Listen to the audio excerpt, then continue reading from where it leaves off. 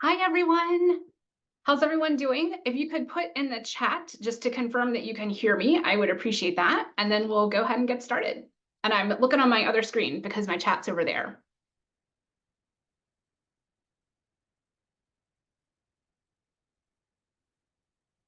Okay, Allison can hear me. Awesome. Thank you so much. Great. Well, we'll go ahead and get started because we have a lot to cover today. We are recording this because I know people will not be able to stay the full time. I know there are lots of people who signed up and are not able to attend. So we're recording it and we will send it to everyone who's registered. So what are we talking about today? We're going to cover what is an H-1B visa, an overview, quick overview of the H-1B registration, the CAP registration process, status-specific considerations, approaching your employer obligations, and some things to think about if you're not selected. We will likely have a separate webinar on options if you're not selected in the H-1B CAP. This is a lot of information to cover, and we're not going to be able to cover everything in a lot of detail. If you have questions as we go along, put them in the chat. I'm going to try to keep an eye on that and answer them as appropriate. So I totally don't mind if you ask questions as we go along. I'm also going to save some time at the end for questions. So keep putting them there and I will get to as many as we possibly can.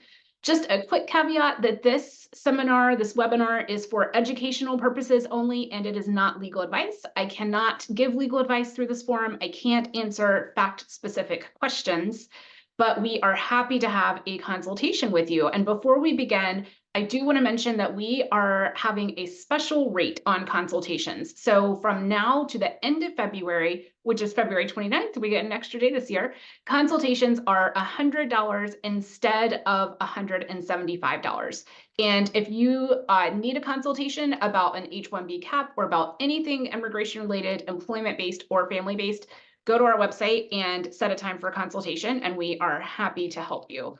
Our website, of course, is sumnerimmigration.com, and there's a button to set a consultation. So let's get started. What is the H-1B visa? Can anyone tell me in the chat what an H-1B visa is? It's okay to be wrong. Totally fine. So we'll talk about what is an H-1B, who is eligible for an H-1B, employer-based visa, employment-based visa, what is the H-1B CAP, and why did the government change the process? So an H-1B, yes, Allison, is an employment-based non-immigrant visa. So that means it's a temporary visa. When I say temporary, I mean up to 6 years. So it's not, for just a few months. It is employment-based, like Allison said. It is the US employer has to file the petition. It can't be an overseas entity. You cannot file for yourself. An immigration lawyer cannot file for you unless they're actually sponsoring you. We can, but we can't just independently say, oh, you need H-1B, let me go ahead and file one for you. It would have to be me sponsoring you as an H-1B employee. This is really important. Specialty occupation. The special definition of specialty occupation is an occupation has to require the occupation itself has to require a minimum of a bachelor's degree in a specific field of study. So it is not okay for an H-1B position to either not require a degree at all. So, if you're working at a cashier somewhere, for example, that would not be appropriate, or it's not appropriate for positions that do not require a specific field of study. So for example, when I hire paralegals, I want them to have a college degree. That's a requirement for me. May not be a requirement everywhere, but it's a requirement for me to have a college degree. But I don't care what they studied. I don't care if they studied religion or creative writing or history or physics or whatever it is. I want them to have gone through the university process and have that critical thinking skill, that higher level thinking. So that would not be appropriate for an H-1B because I don't require a specific field of study. There is an annual cap and limit on the number of new H-1Bs available every year. That is 65,000 plus an additional 20,000 for US master's degree holders. That H-1B cap does not include H-1B transfers. So if you're transferring from employer A to employer B, does not include amendments. So if you have a change in the worksite location or a significant change in the position itself and you need to file an amendment, does not include those. also does not include certain cap exempt employers. So there are certain employers who are exempt from the cap process, like institutions of higher education, certain nonprofit organizations that have an affiliation with institutions of higher education. Those types of employers are not subject to the cap, which is amazing. So who's eligible for an H-1B visa? We talked about this a little bit a minute ago. Does the position require a minimum of a bachelor's degree? And it can be higher. We have clients whose positions require a master's degree or even a doctoral degree in a specific field of study. USCIS will look at the Occupational Outlook Handbook to see if they think that a position requires a minimum of a bachelor's degree in a specific field of study. So that can be a really great source to look at, but we're not married to it. USCIS might make it seem that way, but we're not married to it. A lot of times we'll look in the OOH and the job title isn't even there, or we look at it and it doesn't quite say what we want it to. So that's something we take into consideration, but we can be creative and make arguments. That's what lawyers are for, right? So in addition, we're looking at what does the employer require and what does the position just in general require, but also what does the foreign national have? The employer can require a bachelor's degree in a specific field of study, but if the foreign national beneficiary doesn't have that, then the H is not going to work. So we have to make sure that the two match.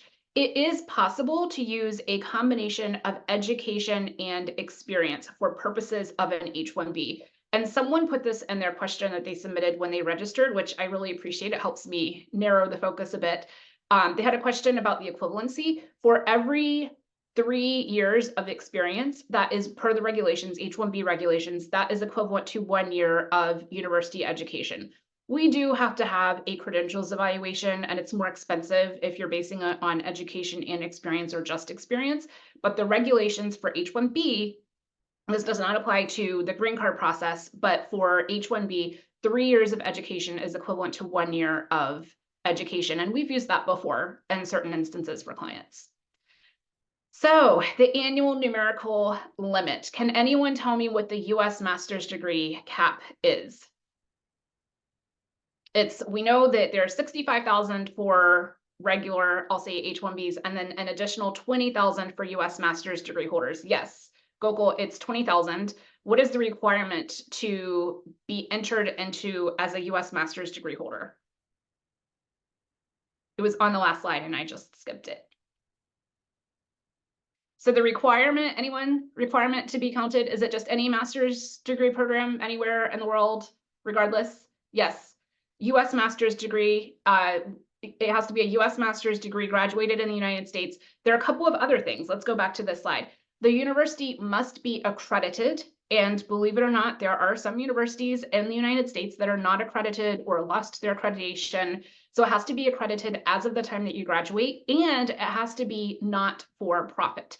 So there are some institutions of higher education out there that are for-profit organizations, and they don't qualify, unfortunately. So it's really critical to make sure that we have that information correct, because if you don't qualify as a US master's degree holders for purposes of the H-1B cap and you say that you did, then your whole petition can be denied. You could be selected, be so excited, and then your petition can be denied.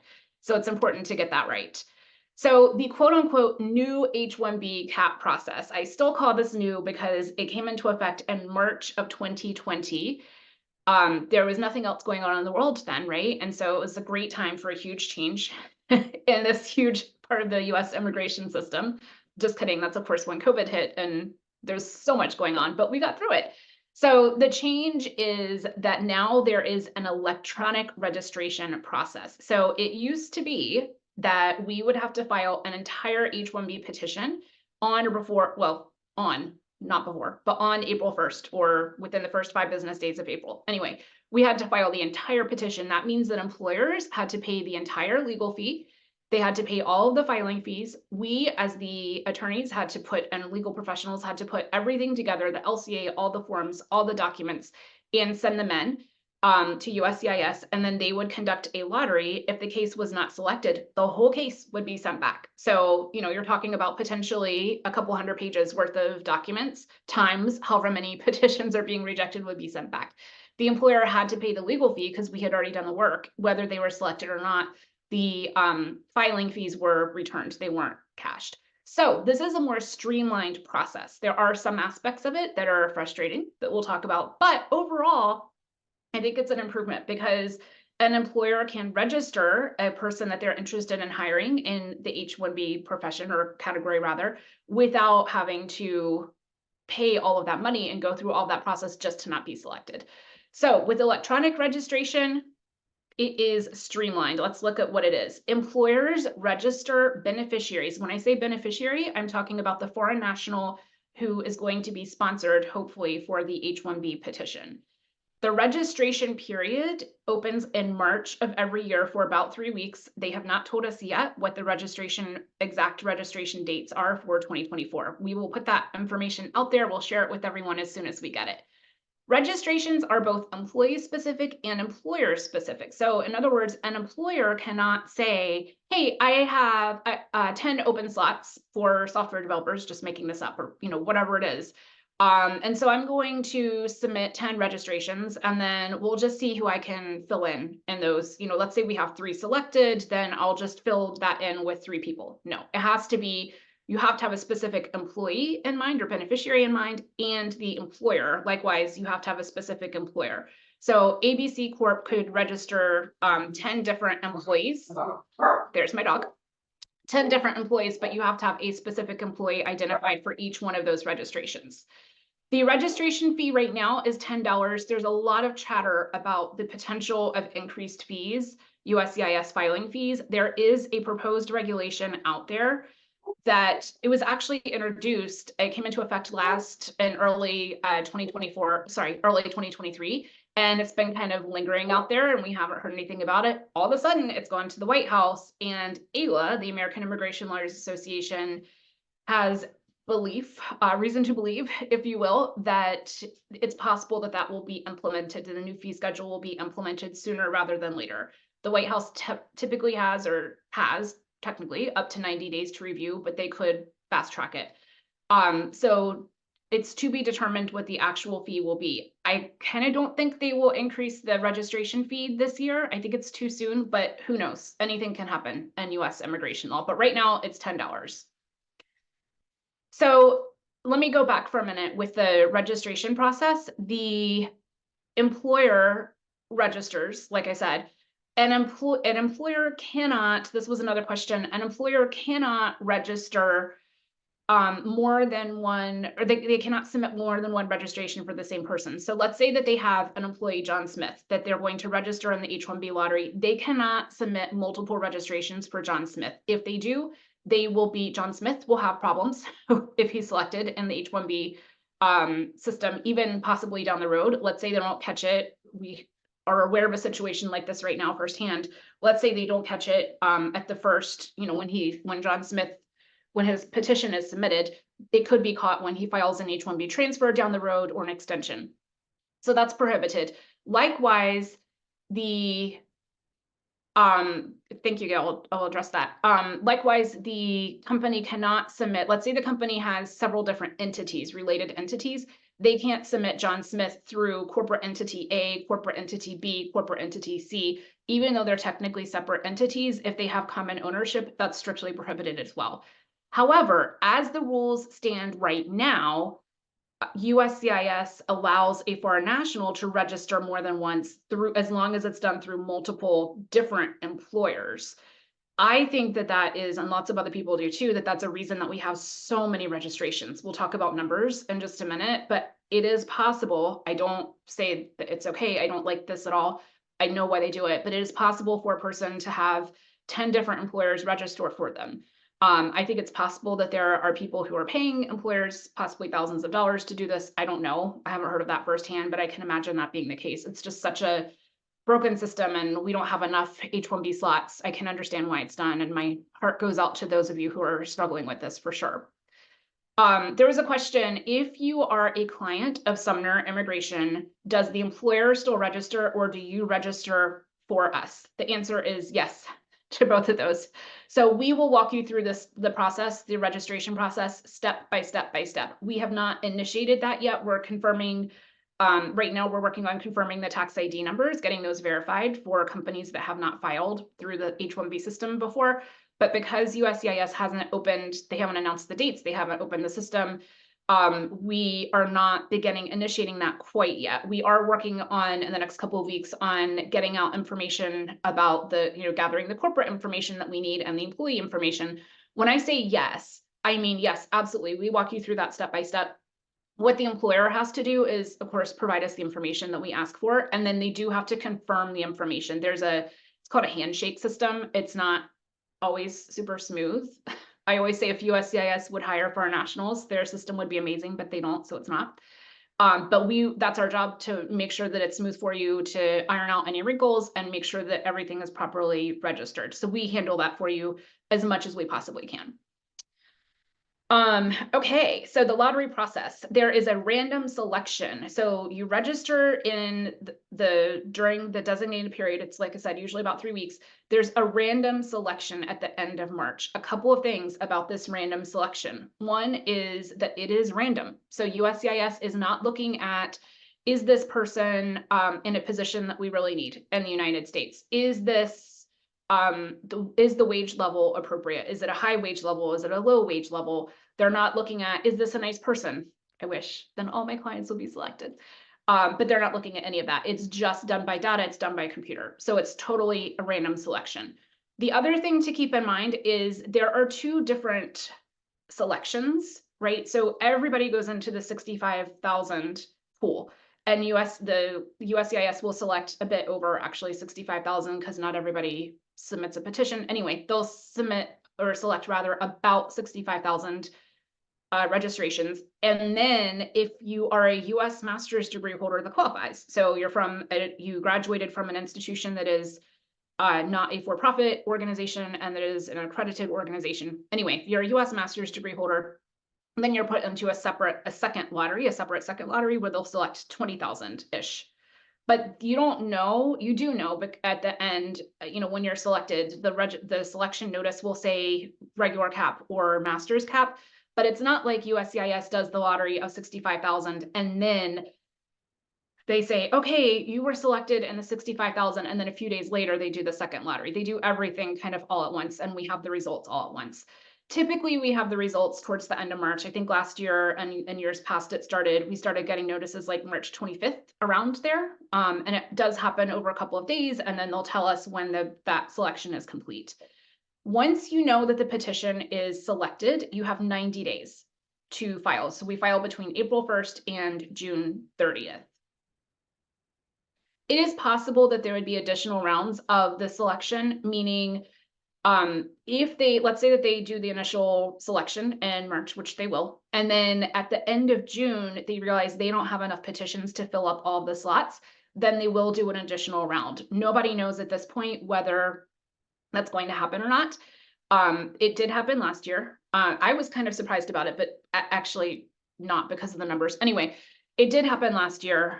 There was an additional round at the end of July. The year before that, there was no additional round. The year before that, there were 2 additional rounds, one in the summer and then one in November. So it just depends on how many people actually end up filing once they are selected. And nobody can predict that ahead of time, but everybody can keep the faith, keep the hope that we actually had more clients selected the second round than the first round last time. So you never know.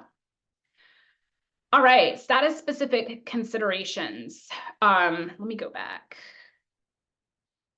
So these are things that the employer and employee should be thinking about. And we're going to be posting a series on my LinkedIn, my personal page on LinkedIn, about 12 days of H-1B cap preparations. We'll talk about this in a lot more detail.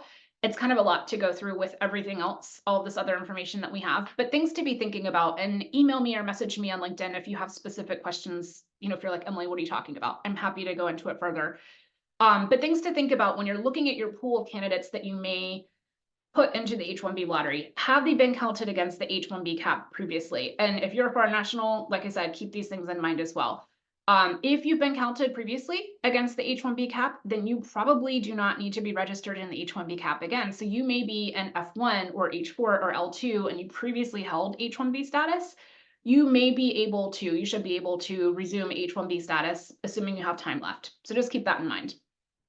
Keep in mind the H-1B cap gap. That refers to the idea, there's a regulation that says if a person is on OPT, which is optional practical training, if they're an F1 student on OPT, if that OPT ends before October 1st, and if they file the H-1B petition, if they're selected in the lottery and they file the H-1B petition before the OPT ends, then they can keep working even between the end of that OPT and October 1st. October 1st is the first date that the H-1B status can become effective, and that's by statute and regulation. So that's a really helpful thing to keep in mind. If your OPT is going to expire, let's say in July of 2024, if you're selected in the H-1B cap, and if you meet some certain other requirements, you can actually keep working, which is amazing for employers and employees alike. STEM OPT could be a possibility for you or for your employee. STEM OPT is an additional 24 months of OPT. That is available if certain requirements are met. First, the field of study has to be on a specific list of STEM fields. It's not intuitive. I have clients that are in veterinary science and it's not on the list. I have dentists and it's not on the list. So it's not intuitive. Be sure you check the list, but it's amazing for those people who do qualify. There are certain requirements as well for the employer. They have to be enrolled in E-Verify, and there's a training plan requirement. CPT is curricular practical training. It is something that is in the regulations. It can be used, absolutely, but be careful about it. We'll be talking about that in our subsequent webinar and what to do. We'll probably do that in April if you're not selected in the H-1B lottery. Change of status. Remember that if you file for a change of status, if you request a change of status from F1 or anything else to H-1B, you have to stay in the United States while that is pending. If you leave the US while the change of status is pending, then the petition itself should still be approved, but the change of status request will be denied, deemed abandoned and denied. And then likewise, if the foreign national is currently overseas, that's totally fine. It just means that they will need to have an H-1B visa stamped before they come in if they're selected in the H-1B lottery. So as we're proceeding through these next slides, put in the chat your guess as to how many registrations USCIS received last year in 2023. So again, the question put in the chat is, how many registrations did USCIS receive in the year 2023, H-1B cap registrations?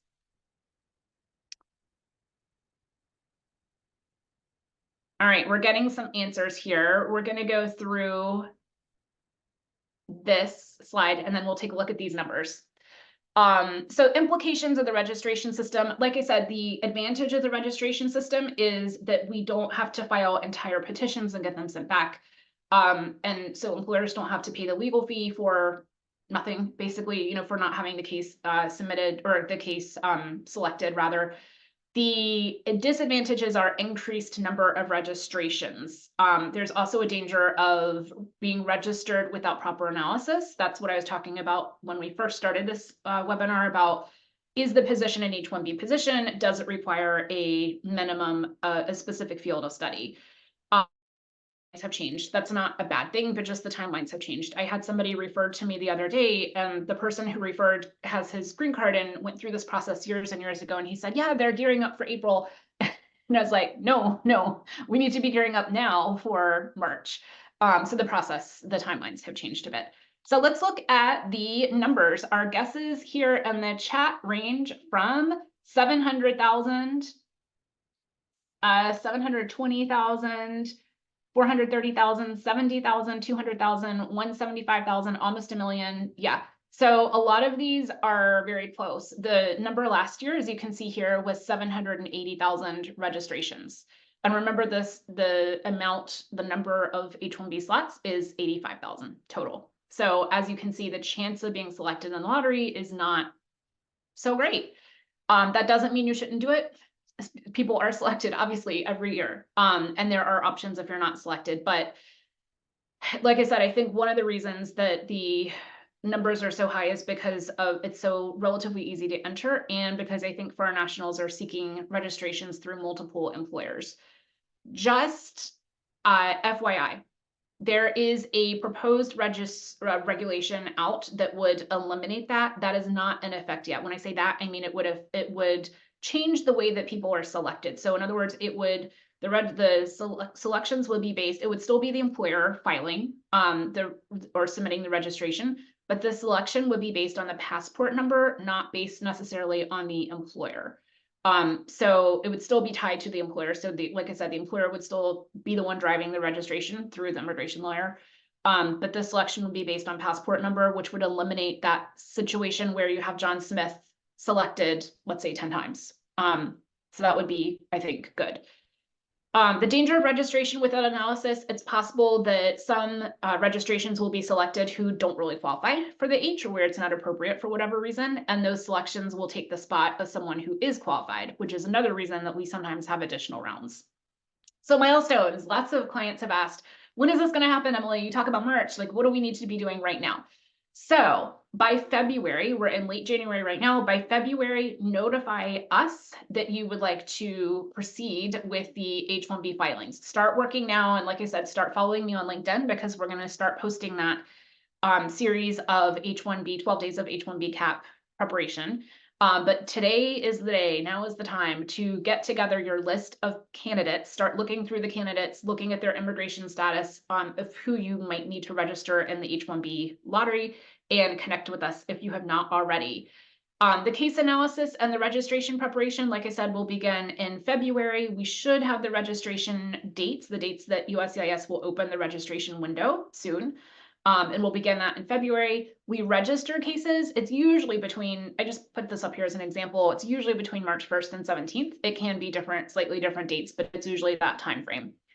The notification of selection is by March 31st. As I said, we have 90 days to file if a case is selected.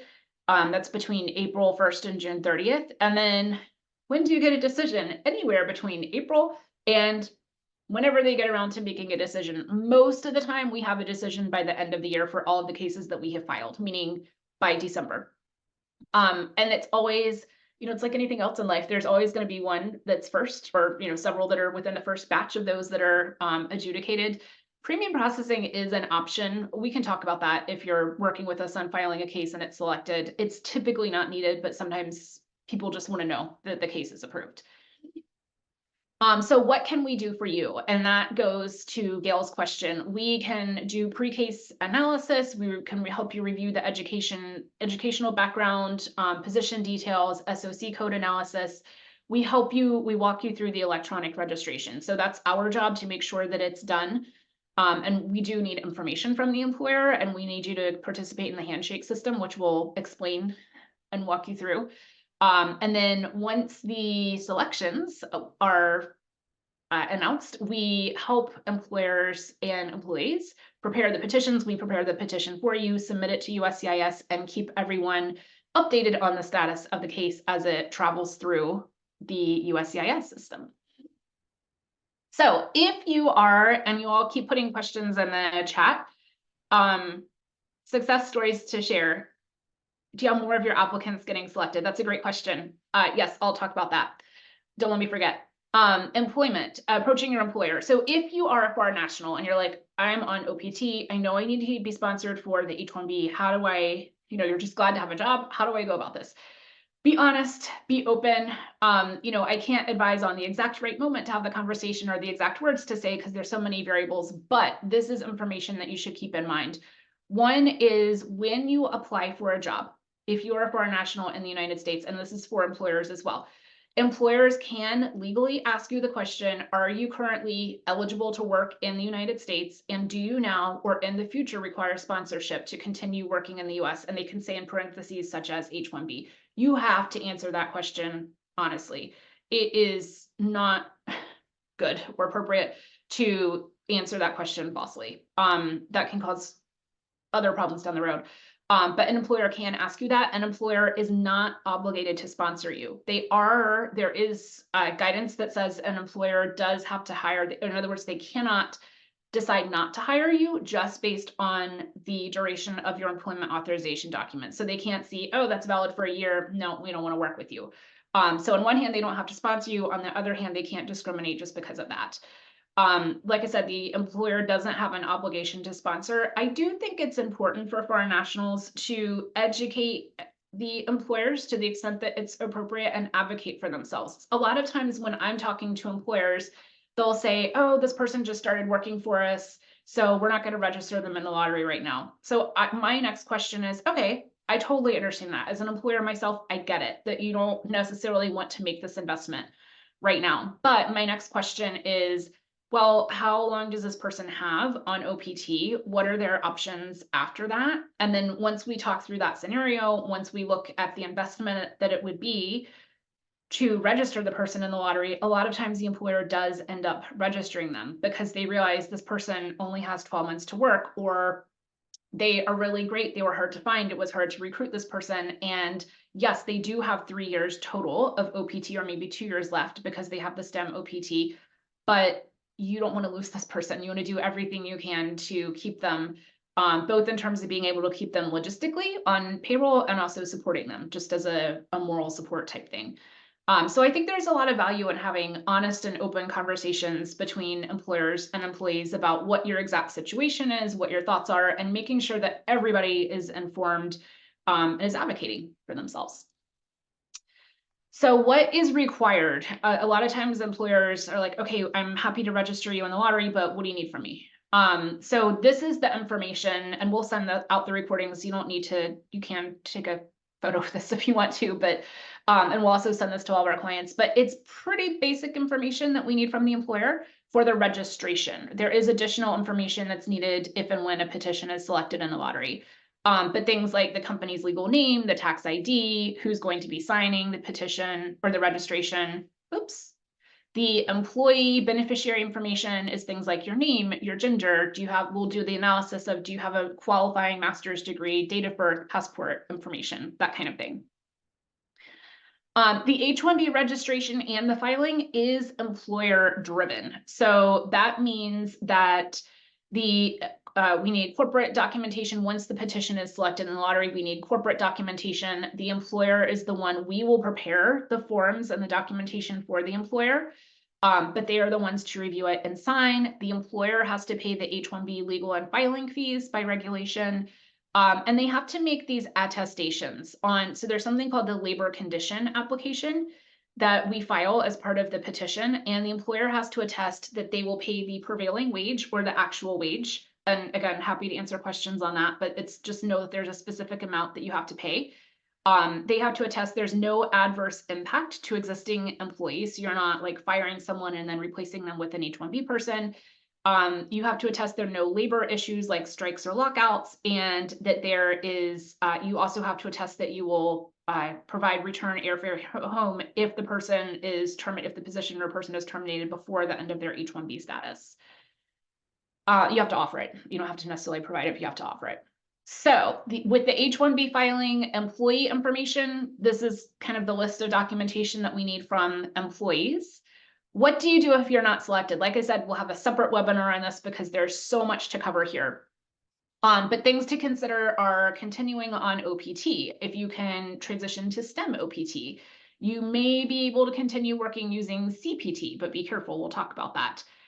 There are, for almost every letter of the alphabet, there's a different visa classification, and they all have specific requirements and restrictions and provisions. So it's not like every one of them is open to every single person, but there's so many options that we can look at potentially. The green card is a possibility. I've had people transition directly from student visas to the green card before. It is possible as an U.S. immigration attorney. I hate saying, oh, go work outside the United States. It's fine. I hate that. You know, just by nature of my profession, I want people here, for our nationals here in the United States. But sometimes there's strategic reasons to have a person work outside the US temporarily. And these are some of the reasons that it might be. But like I said, we'll cover that in more detail later. Upcoming changes. So what is on the horizon for H-1Bs? One is, I've already mentioned before, the USCIS fee increase. So that means that, like I said, there's a proposed regulation out that would potentially increase the number of not the number, but the registration fees and other USCIS filing fees. It's not limited to the H-1B space. It would affect a number of filings. We don't know, A, when that's going to be finalized, and B, what the fees are actually going to be. we should have a warning period. You know, they should publish the final rule, and then I think it's a 60-day notice period that we have before it's actually implemented. There is a separate proposed regulation now, apart from the fees, that would change some aspects of the H-1B program. So some of those changes are related to clarifying when an entrepreneur can file for themselves, changes about the registration process, like I was mentioning, and some other changes as well. Again, we don't know when that's going to become effective. It could, honestly, it could be years, it could be months, and we don't know what the final process is or the final regulation is going to say. For anybody who's not familiar with the regulatory process, you know, the Administrative Procedures Act, they have to put out a proposed rule for everybody to look at. There's a comment period where they gather comments from stakeholders like employers, employees, attorneys, you know, anybody else who's interested in this process. They have to review those comments and consider them. They don't have to implement them, but they have to consider them. And then it goes through a final rulemaking process where there's typically advance notice of what the rule is going to actually be. So sometimes we don't know what the fee, never do we know exactly what the final rule is going to be. We have the proposed rule, but we don't know what the final rule is going to be. The 2024 elections obviously will not affect the current H-1B registration process or the filing process, but this immigration has always been a politically influenced thing. So there can be changes that are made through changes in regulations. Congress obviously can change things, but as we all know, that doesn't happen quickly or often, it seems like. But there can be absolutely can be changes through regulations or even through executive actions or executive orders, or just through direction from the executive branch through, you know, the president, just telling USCIS, this is how we're going to do things, or changing the culture. So there are informal changes that can be, they're not written and they're not necessarily widely shared. Sometimes they are, but it can really make an impact. So regardless of, and that's true regardless of which political party is in power, there can be positive and negative changes with both political parties, just depending on the situation. So anyway, we have that coming up. We'll have to see what happens there. And then finally, this happened a couple of weeks ago. USCIS announced that we can file H-1B petitions online. USCIS is transitioning to online filing. Right now, you can file certain petition types online. Right now, it does not include the H-1B petition, but they are opening that. So we'll have to see how that process goes. It could be a really great way because you can get your receipt notice immediately if you file online. So it could be nice. Could be a huge pain, but we'll have to see how that goes. So start putting your questions. I know I have at least one up here that I haven't answered yet about success stories that we'll get to in just a minute, but we're nearing the end of what I have. So start putting your questions there in the chat and I'm happy to answer them. So ways to stay updated with us. If you will scan this QR code, it is safe. I told my husband, who's in information systems, that we created this awesome QR code that takes you to a website with ways to connect with us. And he's like, Emily, he said that sometimes it's used, you know, sometimes scammers use that. And not that ours isn't safe, but you shouldn't just go scanning all the QR codes you ever see. Anyway, this one is safe, I promise. It takes you to a page on our website that will allow you to connect with us in different ways. So we have a YouTube channel, including the Sumner School Business Immigration Basics, where you can watch 2 or 3 minute long videos about discrete immigration topics or types of visa classifications. It will take you to my LinkedIn page, our Sumner Immigration LinkedIn page, Instagram. You can sign up for our email newsletter that we submit once a month, or we distribute rather once a month. We publish once a month at the first Wednesday of every month. Our Facebook page, you can get a PDF of the slides from this presentation and sign up for future webinars. So we hope that you will connect with us there.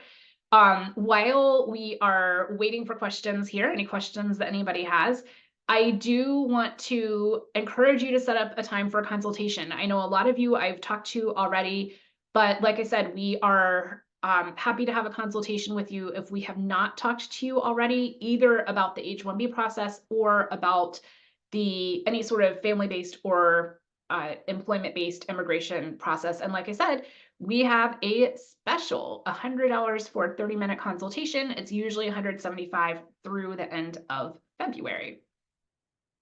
So I'm going to leave this up here while we're looking at questions. One question is, I know it's a lottery. Does Sumner have a success story to share? Do you have more of your applicants getting selected? So I wish that I could say, yes, we have more applicants selected because we do such a great job with registration.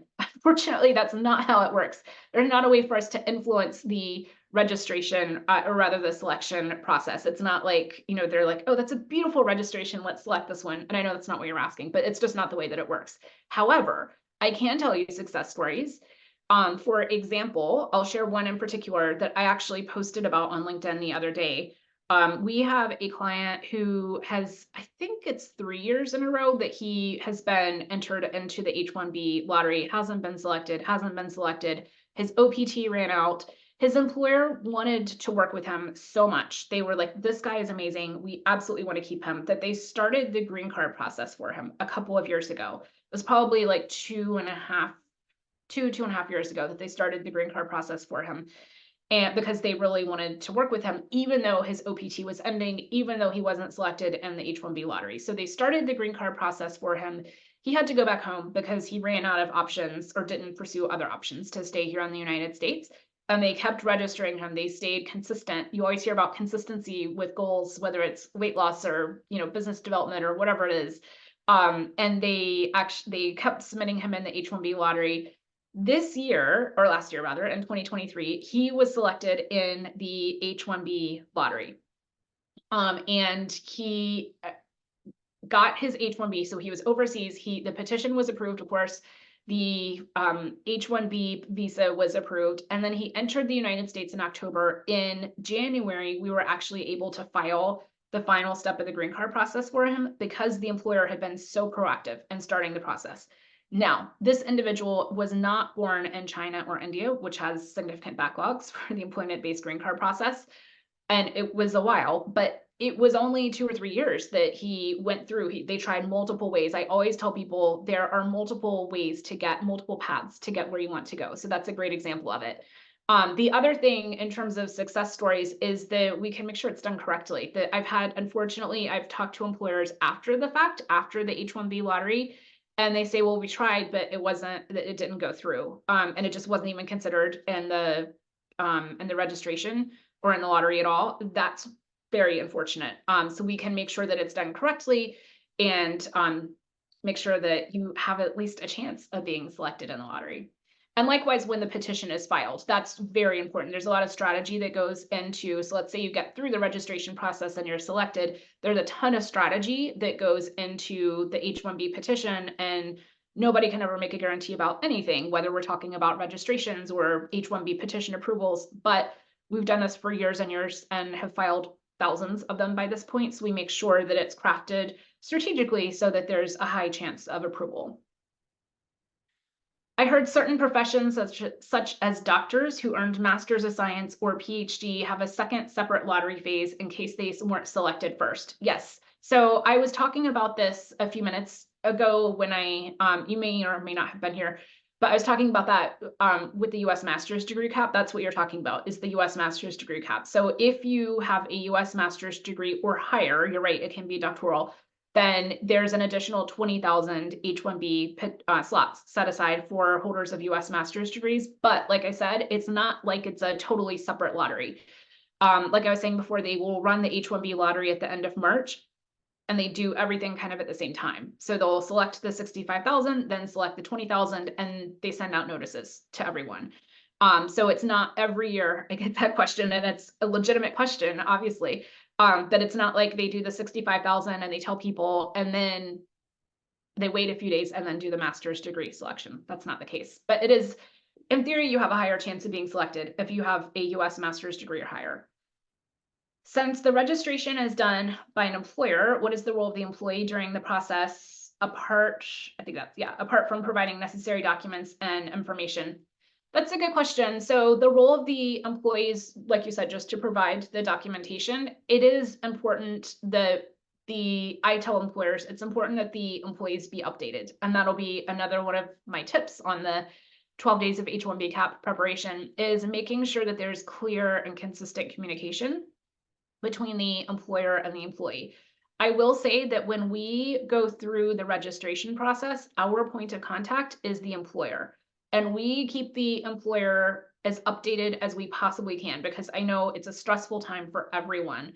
And you want to know exactly what's happening, what the timelines are, if the lottery has been conducted, when the lottery is finished, all of that. So it's really, really important to us that we keep that communication open between us and the employer. And then we ask the employer to please communicate this information directly to the employee. We don't have multiple streams, the employee contacting us through, a side channel or whatever. We want to keep everything really streamlined so everyone has the same information. But that's really important. And I think it's important for you as the employee to make sure, I think it's fair to contact your employer, be respectful, of course, not that you wouldn't be. But I think it's fair to ask questions and, say, hey, what is the timeline? And if they're working with us, they absolutely should be able to provide you with that. US JD degree qualify for the master's degree cap? Yes, as long as that's a US master's or higher. And that would be as long as it meets the requirements. So in other words, as long as the institution is accredited and it's a not-for-profit institution, then yes, that would qualify as a US master's degree. Can an employee on L1 visa hold both L1 and H-1B if it's selected and approved? As an H-1B approved before October of the year, he would convert next year when L1 maxes out. That's a great question. So in this, I don't know if you all get this, but the person is saying if they're on L1 right now, which is a different visa classification, and they are entered into the H-1B lottery, can they max out their H-1B status, sorry, their L1, not their H, their L1 status, and then convert to H-1B? The answer is yes.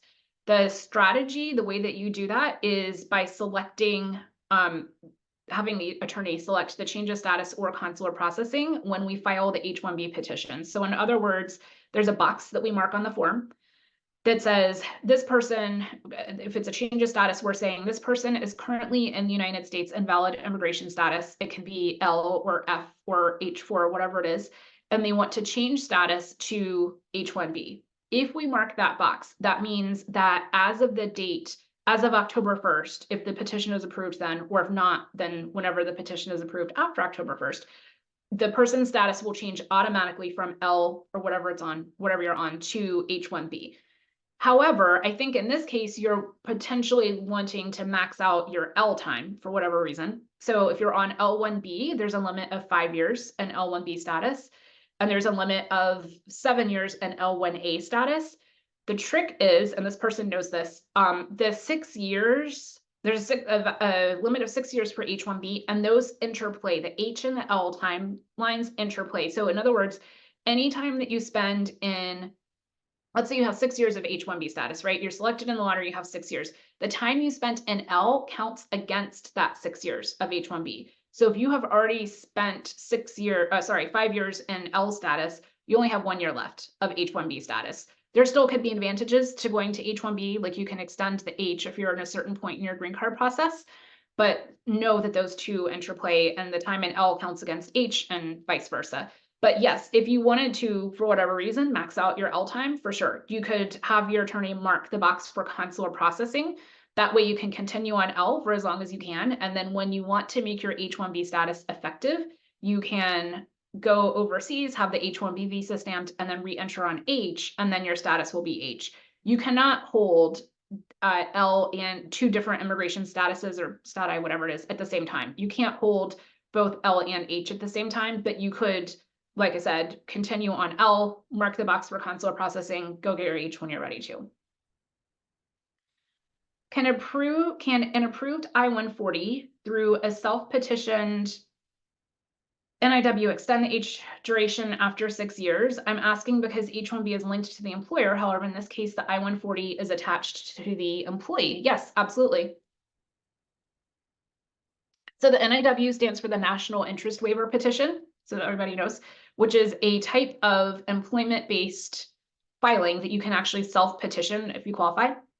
It falls into the EB2 category, and yes, you can use an approved I-140 National Interest Waiver or NIW I-140 petition to extend beyond the 6th year of H-1B status, even if the H obviously is tied to the employer, and even though the I-140 is tied to you, not tied to the employer. If OPT students start their job in July, does this result in the loss of one opportunity in the H-1B lottery, or does the count start from the next year? I'm not sure that I understand that question, but I'll say this. You have to, the H-1B registration period opens in March of every year.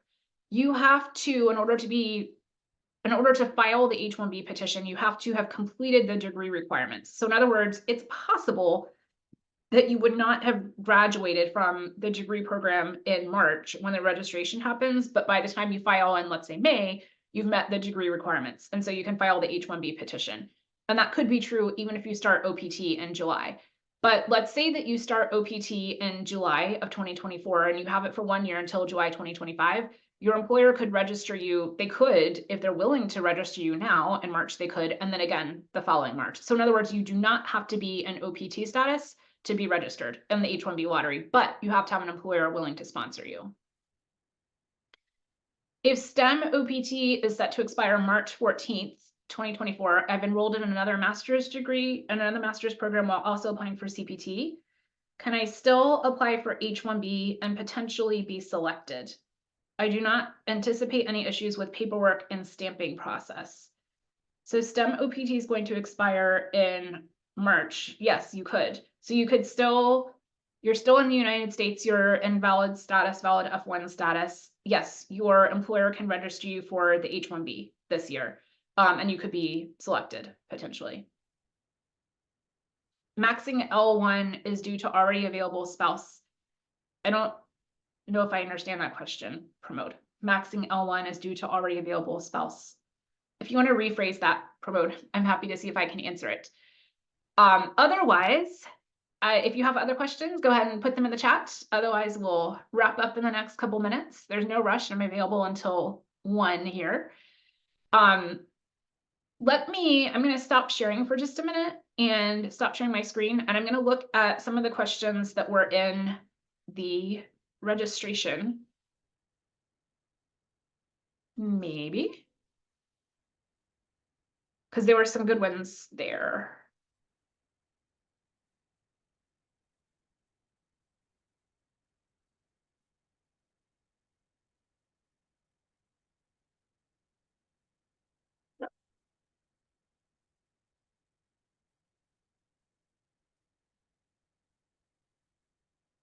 So the chance of being selected in the H-1B lottery depends on the number of registrations that are received. And we don't know exactly what that's going to be. Of course, last year, the chance of being selected was about 14%. So not amazing, but it's possible. Another question, can we file H2 and H2 EAD together with H-1B petition? Will they be approved at the same time? I think you mean H4. The H4 is the dependent visa classification, and the answer is yes. If the case is registered in the lottery and selected, then yes, you can file the H-1B petition and the H4 at the same time. The H-4 EAD is only available if the primary spouse has an I-140 petition approved, which is possible. But the I-140 petition has to be approved. The H-1B visa holder, the primary applicant or beneficiary, has to have the I-140 petition approved. If I don't get an H-1B this year, are Indian students on F1 available for EB1? What are the options? Yeah, absolutely. You have to be qualified for the EB1 and you have to have it approved, but yes, you could. I've had clients do that before. Like I said, go to F1. The challenge with that, you said Indian students, I don't know where this person was born, but the challenge is there is a visa retrogression for a lot of countries, including India and China, and depending on the category, other countries as well. So you may not be able to apply for a green card immediately. You may have to wait for the priority date to become current, which could be a problem depending on how much longer you're on F1. So that's just something to consider. Any travel restrictions outside the country in the scenario between April, if H-1B selected in April, and October, H-1B in effect? That's an excellent question. So the answer is it depends. If you file for a change of status, meaning let's say you're on F1 right now or whatever it is, H4, L2, whatever it is, and you request a change of status or the lawyer marks change of status on the petition, meaning you want your status to change from whatever you're on, F1 to H-1B on October 1st, you can't travel while the change of status request is pending. So in other words, you can't travel while the H-1B petition is pending. Because if you do, then the change of status will be deemed abandoned and denied. Just that change of status portion. The other portion would be the petition itself should be approved, assuming it's otherwise approvable. But let's say that you're on F1 and you file the H-1B petition in premium processing. Remember a few minutes ago, I said there are some strategic reasons that a person might use premium processing. This could be one if they want to travel. So let's say that you use premium processing and you have the petition approved July 1st, for example, then you can travel without affecting the change of status. You have to have, if you're on F1, you have to have the I-20 endorsed for travel, but you can travel between the time that your each petition is approved and October 1st. So you would return on F1, have to have a valid visa, obviously, return on F1, and then your change of status would still become effective to H-1B on October 1st. Immediately after graduation with a job offer letter and EAD card in hand is allowed to travel outside of US. So that's not related to the H-1B. It's just, it seems like you're talking about a situation where you're on F1, a student visa, and you have the OPT, optional practical training. The answer is check with your DSO. Your I-20, your designated school official, your I-20 has to be endorsed for travel. But otherwise, yes, you should be able to travel for a temporary period of time. You have to be careful about unemployment on OPT. But yes, you should be able to travel. But again, check with your DSL.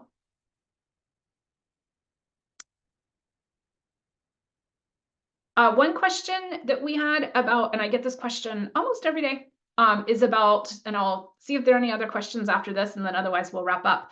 But almost every day we have this question about, has USCIS opened, or rather the Department of State opened the stateside visa processing? The answer is yes. There is a not a proposal, but a pilot program is the P word that I'm looking for. There's a pilot program that's starting January 29th. It is only for certain people.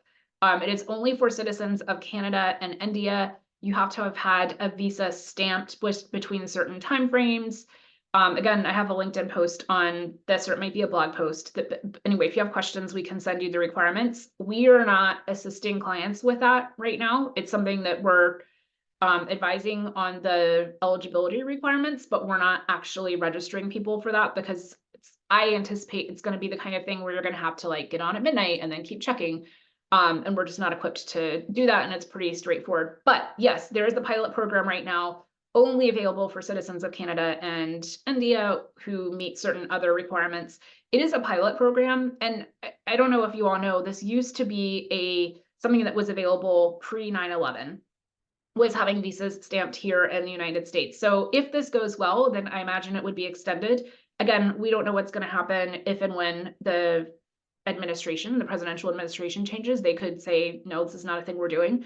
But if it goes well, then I anticipate and hope that it would be expanded to other nationalities, perhaps other visa classifications, things like that.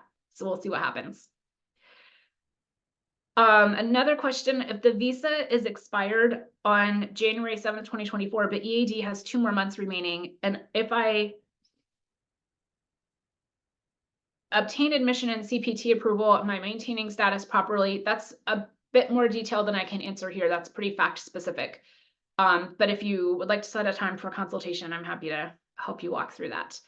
Well, I want to thank all of you for joining us. Let me know if you have other questions. Feel free to email us. You can always email us at info@sumnerimmigration.com. I'm putting that here. And I can't spell my last name right. Okay, so you can email us there. Like I said, set a time for a consultation if you have specific questions, or if you want to get started on a case, whether it's H-1B or another employment-based or family-based case. We do have that special consultation rate through the end of February. Otherwise, I hope that you will connect with us on the options that we've given you and look forward to next time. Thank you so much.